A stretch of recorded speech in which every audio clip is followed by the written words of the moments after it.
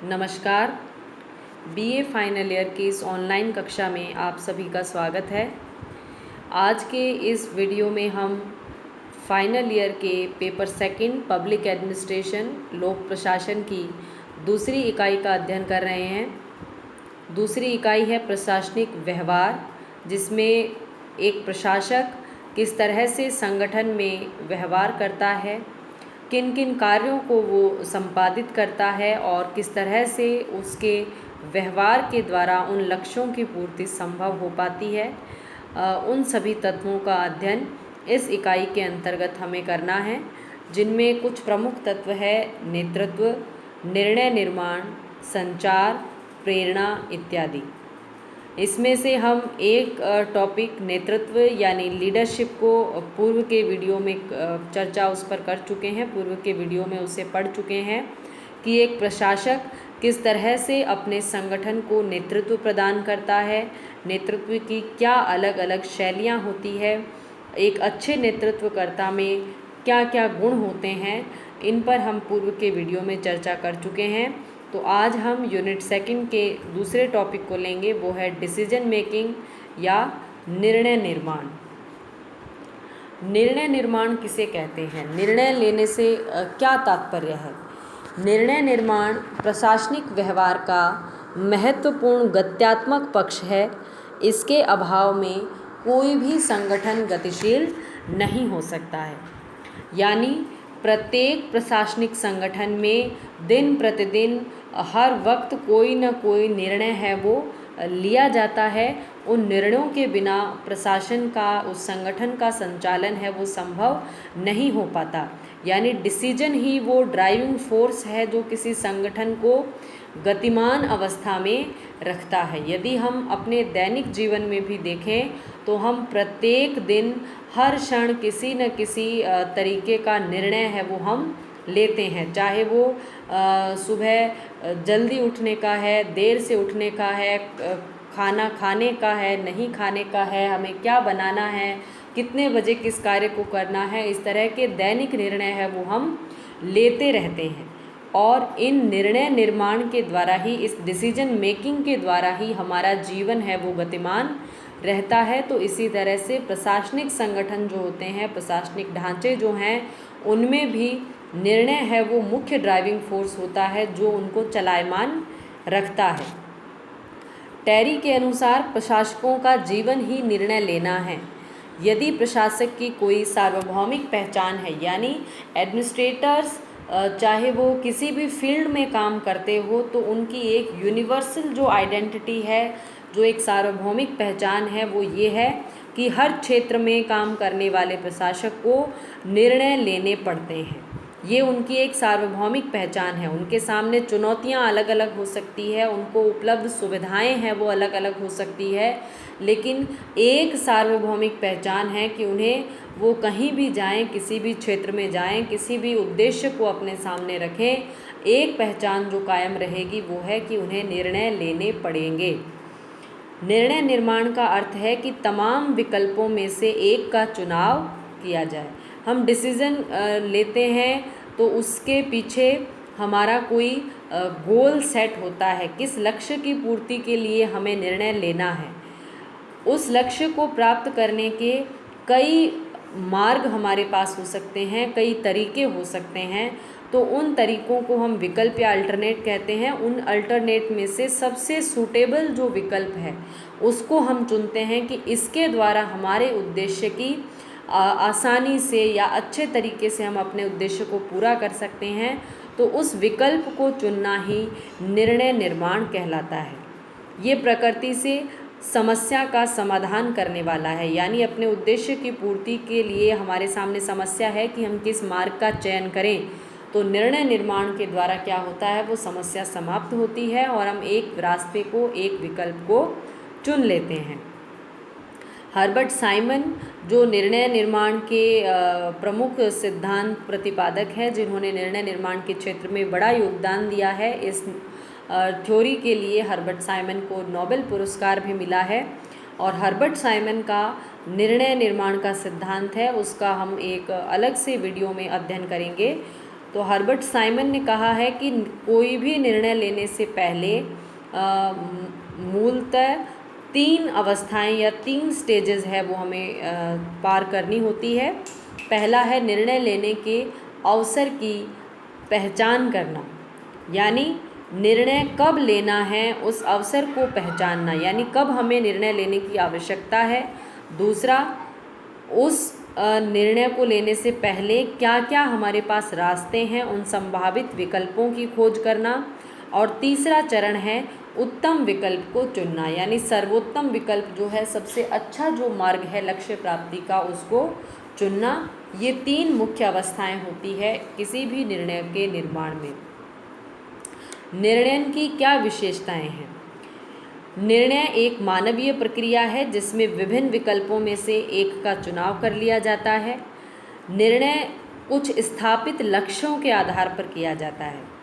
निर्णय लेने से पहले हमारे पास कुछ गोल सेट होने चाहिए जिनकी पूर्ति के लिए हमें वो निर्णय लेना है। मान लीजिए हम अपने घर से कहीं जाने के लिए निकले हैं, तो हमारे सामने वो मंजिल होनी चाहिए जिस तक हम पहुंचना चाहते हैं। यदि हम ये सोचें कि घर से निकलकर हमें कॉलेज जाना है, तो हम रास्तों के बारे में सोचेंगे कि मार्केट से होते हुए जाया जाए या कोई शॉर्टकट लिया जाए या किसी और तरीके से हम पैदल जाएं, हम बस से जाएं, हम रिक्शा से जाएं।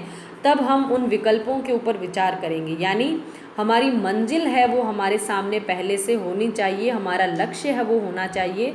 उसके बाद विकल्प है उसके ऊपर विचार किया जाता है। यदि कोई मंजिल नहीं है कि घर से निकलकर जाना कहाँ है, तो उस समय विकल्पों पर विचार करने की बात है वो बिल्कुल बेमानी होती है। विकल्प हमारे सामने नहीं होते हैं और ना ही हम उन पर तर्क संगत तरीके से उन पर विचार कर पाते हैं। तो पहले से स्थापित लक्ष्य होते हैं, उनके आधार पर प्रशासक निर्णय लेते हैं। ये निर्णय लेने में वो अपने विवेक का, अपनी कल्पनाशीलता का और अपनी भावनाओं का संयुक्त रूप से प्रयोग करता है। निर्णय है वो लक्ष्यों को प्राप्त करने का साधन है जिनमें परिस्थितियों के अनुसार परिवर्तन होता रहता है। यानी आज हम जो निर्णय ले रहे हैं, हो सकता है कल हमें उससे अलग निर्णय लेना पड़े। जैसे जैसे परिस्थितियां बदलती है, निर्णय है वो भी बदलते रहते हैं। निर्णय लेने में समय का काफ़ी महत्व होता है, यानी टाइम पर लिया गया निर्णय है वो हमारे लक्ष्य के हमें करीब ले जाता है। लेकिन यदि हम कोई निर्णय है वो देरी से लेते हैं तो लक्ष्य प्राप्ति की संभावनाएं हैं वो काफ़ी क्षीण हो जाती है, काफ़ी कमज़ोर पड़ जाती है। इसीलिए समय पर निर्णय लेना है ये एक कुशल प्रशासक की निशानी है।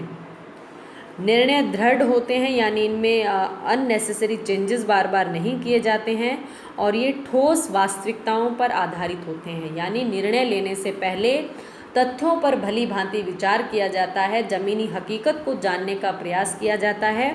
निर्णय है वो केवल आदर्शों और कल्पनाओं के ऊपर आधारित नहीं हो सकते।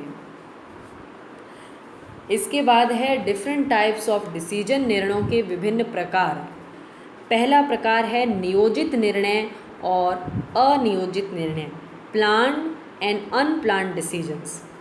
हर्बर्ट साइमन जो निर्णय निर्माण सिद्धांत के प्रमुख विचारक हैं, इन्होंने निर्णयों को 2 श्रेणियों में बांटा है, नियोजित और अनियोजित। नियोजित का मतलब होता है प्लान्ड डिसीजन, यानी ये निर्णय हम बार बार लेते हैं और बार बार लेने के कारण हम इन परिस्थितियों के और इन विकल्पों के इतने अभ्यस्त हो चुके होते हैं, इतना इनका दोहराव बार बार होता है, जिससे क्या होता है कोई एक तय प्रक्रिया इन समस्याओं से निपटने के लिए निकाल ली जाती है।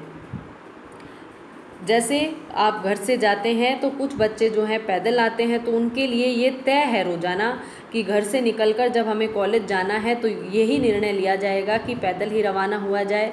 कुछ लोग जो बस से आते हैं वो यही निर्णय लेंगे कि बस स्टॉप पर जाया जाए। तो ये क्या है, नियोजित निर्णय की श्रेणी में आते हैं। ये निर्णय हमें रोज़ रोज़ लेने पड़ते हैं, रोज़ इनकी परिस्थितियाँ समान होती है, तो निर्णय भी रोज़ाना समान होता है। दूसरे निर्णय होते हैं अनियोजित निर्णय, जो नई परिस्थितियों में उत्पन्न होते हैं, हमारे सामने उसके लिए नए विकल्प है वो प्रस्तुत होते हैं।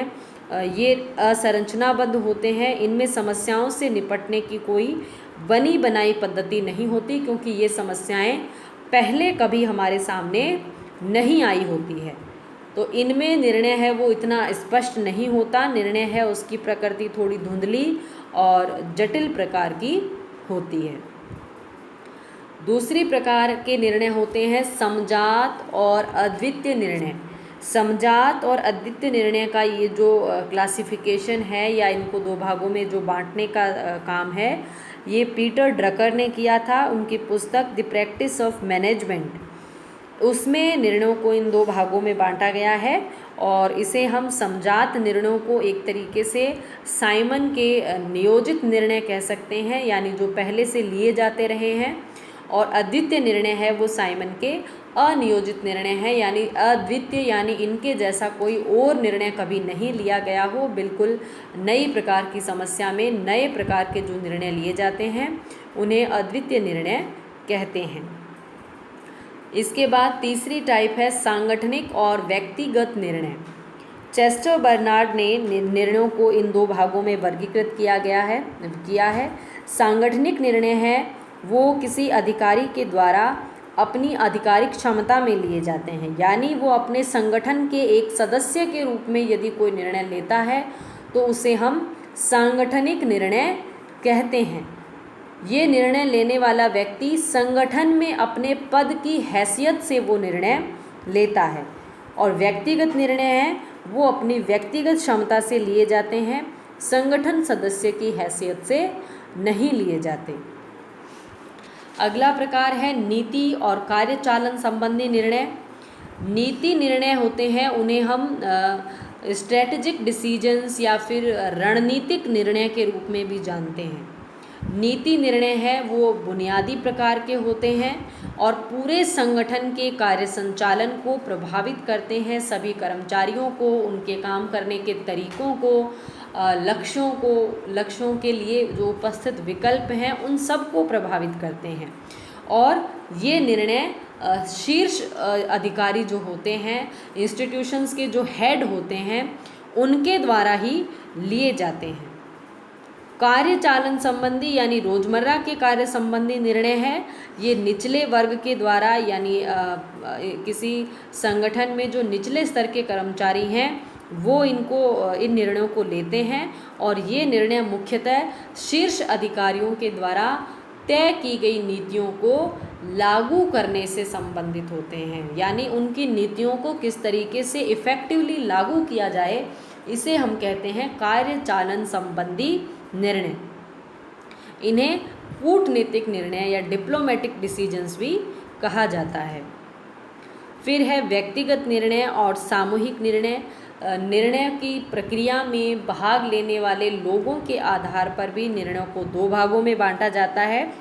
यदि व्यक्तिगत निर्णय वो हैं जिनमें अकेला व्यक्ति है वो अपनी पूरी जिम्मेदारी से कोई निर्णय लेता है, यानी जो निर्णय के परिणाम निकलने वाले हैं उसकी पूरी जिम्मेदारी उसी व्यक्ति की होती है, इन्हें हम व्यक्तिगत निर्णय कहते हैं। और दूसरे होते हैं सामूहिक निर्णय, जिसमें एक व्यक्ति की जिम्मेदारी ना होकर, जैसे निर्णय लेने के लिए कुछ बोर्ड्स बनाए जाते हैं, कमिटीज़ बनाई जाती है, वो सभी कमिटी, आयोग और समितियां जो बनाई जाती है उनमें शामिल सभी लोग मिलकर उस निर्णय को लेते हैं और उन सब के ऊपर उस निर्णय की जिम्मेदारी होती है। तो ऐसे निर्णयों को हम सामूहिक निर्णय कहते हैं।